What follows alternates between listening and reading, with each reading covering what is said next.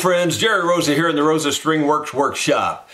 There will be no work performed in this video today. This is just a discussion video about newness in the shop. And already the English majors are on me saying there's no such word as newness.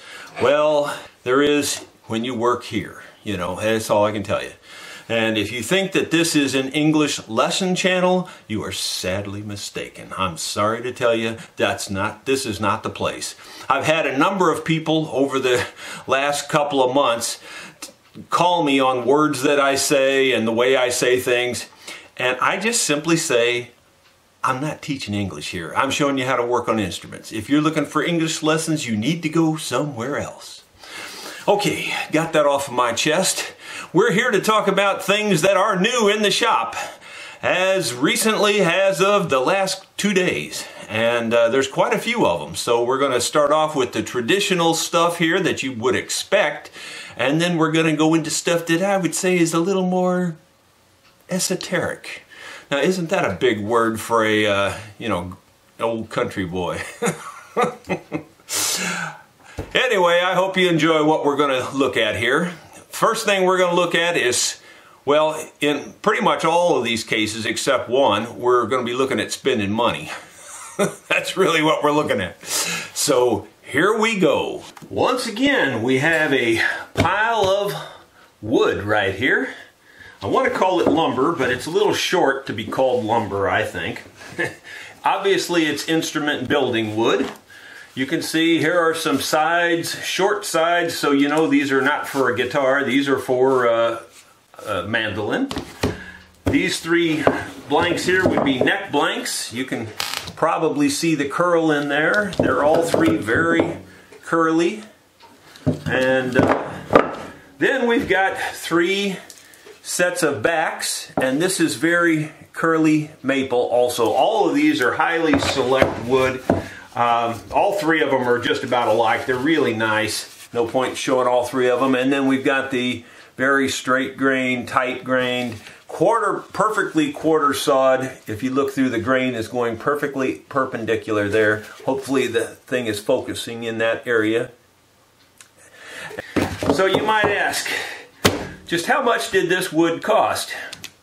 Well, I'll be happy to tell you that if you count time and gas, well over $800. In fact, I'd probably say we're bumping $900 and maybe even $1,000 if you count all the time involved, because it took like 5 hours to go get it and get back here with it. And the gas was probably $10 to $15 worth of gas in my little buggy. The out-of-pocket money was $790 just for what you see laying right here. And yeah, that's a lot of money. But there's enough to build 3 mandolins out of this. And, you know, it's a lot of money in one way and not so much in another, especially when you know you're getting very high quality stuff. That's part number 1 where we're spending money. Part number 2 that we're spending money on is not very much money. See this right here? I'll put it up close, maybe that the camera will focus on that. This is pure alcohol. It's 100% pure alcohol. It is ethyl alcohol, which is denatured, and it is also isopropyl. And the isopropyl is only 5%, so it's 95% ethyl alcohol. So the next time I run into a hide glue issue where I'm going to try to remove the back of an instrument or whatever with hide glue, I'll try this ethyl alcohol. So many of you have said you should get Everclear. It's the only thing that's going to work. And Everclear, I understand about. I already knew about Everclear. You know, I know they use it for French polishes, all kinds of things. I've seen demonstrations done with it in person. And it will never be used here on my farm. It's just that simple. And you might say, well, why is that? And the answer is, I don't drink, and I will not have any consumable alcohol here on the farm. Just won't have it, and it's just the way it is. call it bad experiences in life. You can call it anything you want, but I just don't drink and will not have it here on the farm. So there's the answer to the Everclear issue that everybody was pushing toward me. And that's the truth of the matter, so there you go. The next item I didn't have to pay for at all. It is this. It was sent to me by one of my loyal viewers and followers, Chuck Kelly. He said he'd used this for more than 30 years and it served him well for removing bridges, backs, things like that. And I thank you, Chuck, for sending it to me. Chuck also sent me some scalpels and different things over the last year or so and sent me quite a few other little trinkets and tools. And I thank you very much, Chuck. And I'm sure I'll put this to good use. It's everybody uses tools differently and wants a different thing out of their tool. For me, overall, this is probably too long for me to satisfy me most of the time. It's good in that because it's long, you can get a good curl on it like that and keep it off the top of the guitar. But because it's long and so thin, it also wants to kink and bend here when you start pushing and put a lot of pressure on it. So, and I can see that it's been bent over the years and he's straightened it out, it looks like. But anyway, we'll definitely give it a shot. I think he's also sending me some kind of a hot iron to heat it up with. And that's cool, but I didn't see that yet. But if that comes, that's great. If not, no big deal. But thank you very much, Chuck, for that. I appreciate it. That's 3 of the items. There's still 2 more left. Now, these next 2, you may think I'm joking, but I'm not. That is, these next 2 are to ward off Alzheimer's and or dementia, whichever you prefer to call it, or whichever the proper term is. It kind of runs in my family. It ran straight down through my great-grandmother, who I knew, and my grandmother, and through my father to perhaps me. Now, I will say my great-grandmother had nothing to occupy her mind. Didn't read, didn't do crossword puzzles, didn't do anything like that that would keep your mind busy. My grandmother, exactly the same way, nothing like that. My father, exactly the same way, nothing like that. Now, my father, to be honest, he died in his early 70s, and he was still pretty good in the mind. He pretty much knew everybody and all that, but you could see there was lots of issues, with his mind. He didn't do anything to keep his mind active at all. So, truly, that is what these next 2 things are for. Some of you may say, oh yeah, right, you're just saying that, it's just a toy. Well, I'll admit it's just a toy. Both of these are just toys, but I never buy a toy unless I think it's useful. And so it has to be a useful toy. And in this case, it kind of accomplishes 3 things. It's a toy, so that's kind of fun. It's complicated as heck, both of them, and that kind of helps with the dementia thing and maybe putting another wrinkle in the brain. And somehow or another, it doesn't seem like an extra wrinkle in your brain could be a good thing, but apparently it is. And the third thing is that they're very useful, so I can use them here on the farm and or in my videos and or working on instruments. So they do serve a purpose. So let's get to it here and show you what they are. This first one, not so much working on instruments, but can be very useful in the videos. And that is, yes, it is a quadcopter. And on a scale of 1 to 10, I can already tell you this is at least a 7 in terms of complication of things I've done in my life. It's at least a 7. I would say for your average person that doesn't know a lot about computers or things like that, this is a 10, a solid 10. It's very complicated to use, it really is. Just so you know, I did a lot of research on them, and this is the one I selected. It's a DJI Spark. It's a very popular one out on the internet, and there's tons of videos out there on YouTube about the DJI Spark.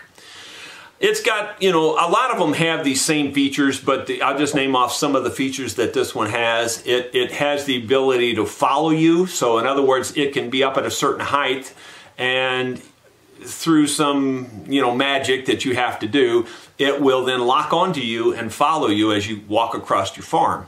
And it will stay at that same distance more or less, and at the same height more or less, and stay locked onto you with the camera. The camera on this one is probably a little bit less than some of the cameras. It's a 1080, which is pretty good, and it's only 30 frames per second, which is okay. So it's 1080 by 30 frames, which is at least equivalent to my old video camera that I had prior to the one I have now. And so it's at least that good a video, which everybody seemed to like that video a lot. So it's good video, but it's not quite as good as what you can get today. But I like this for another reason, and that is the size. It's so tiny. This thing just fits in the palm of your hand, you know. And it's got a lot of smartness built into it. In other words, it's got avoidance of obstacles. It won't run into a tree by, you know, I mean, don't get me wrong, you can make these things do anything, but overall, it's got its own smartness built in that it says that, you know, I'm not going to hit a tree or run into a building or something like that. So it's kind of cool. It's got obstacle avoidance is what it amounts to. And it's got a lot of other little features. I'm not going to try to go into all of them. It's got return to home. You push one button and it comes right back and lands where it took off, you know, that kind of thing. So it's really a cool little deal. I've got up the nerve to do my maiden flight with it yesterday. I didn't take any video from that. That's part of the reason I didn't is because I'm waiting on the memory card that goes in this. I didn't get a card with it. I did get the remote control, and it does work with your smartphone also. So you're working this thing, you're working your remote control, and you're watching your smartphone to see what this thing is seeing, and there's all kinds of, it's complicated. Let me just put it that way. It's not simple, but that's fighting the dementia and the Alzheimer's. So that's why I'm trying to learn things like this. I really feel like I want to try to keep my brain active. So this one is pretty much a toy, no question, but I really do think you'll see some cool video shots. Maybe even changing part of the intro of my videos to show a little flyover of the farm or something. Who knows what I'll do with it, but pretty cool. Pretty neat. So if you're looking for one, I don't have any experience with this, but you know what little experience I have, which is just flying it a few times, landing it a few times, I really like it so far. It's a DJI Spark. This next one, it may be a 10 for a lot of different reasons. And this one I definitely can use in all kinds of ways here in the shop. That is, if I can use it, I can use it. If that makes any sense to you. If I can figure out how to use it, it will be very useful. Let's put it that way. So here we go. So what is this? This is a 3D printer, sort of. As you see it here, it's just a bunch of parts. But eventually, my hope is that it will be a 3D printer. You know, there is a lot of stuff to put together here. I might even make a video of putting this together if anybody's interested in that. Please say so in the comments if you'd like to see me put this together. But, you know, the 3D printer thing, I've kind of wanted it for a long time. You know, yes, it's a toy. Yes, it's going to help me fight Alzheimer's. But yes, I think it would be incredibly useful here in the shop. Just the other day I thought, man, if I had the 3D printer, I'd print me a thing to hold this thing on the wall here, you know, or I'd print me something to hold this tool, or, you know, make this tool a handle, or just things like that. So, you know, I'm hoping I can figure it out.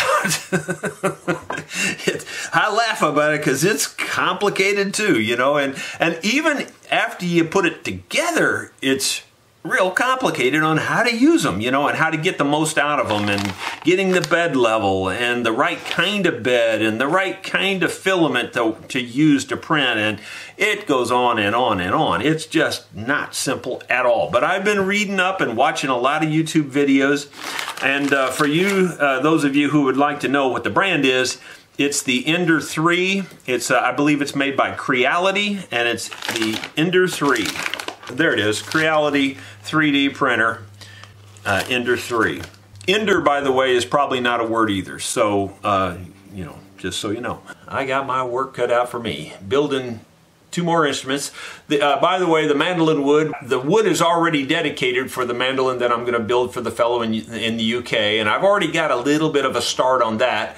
I've got another one to build for a fellow down in Florida, so I'm going to email him pictures of this wood and let him pick out what he wants. Although, to be perfectly honest with you, I could use any one of those 3 and I'd be perfectly happy with the mandolin that I would build with it. So, I mean, I personally picked them out. Obviously, I'd be happy with them. So, there you go. That's about it, folks. Hope you enjoyed this little short video. And to those of you who are English majors out there, don't forget to kill a troll.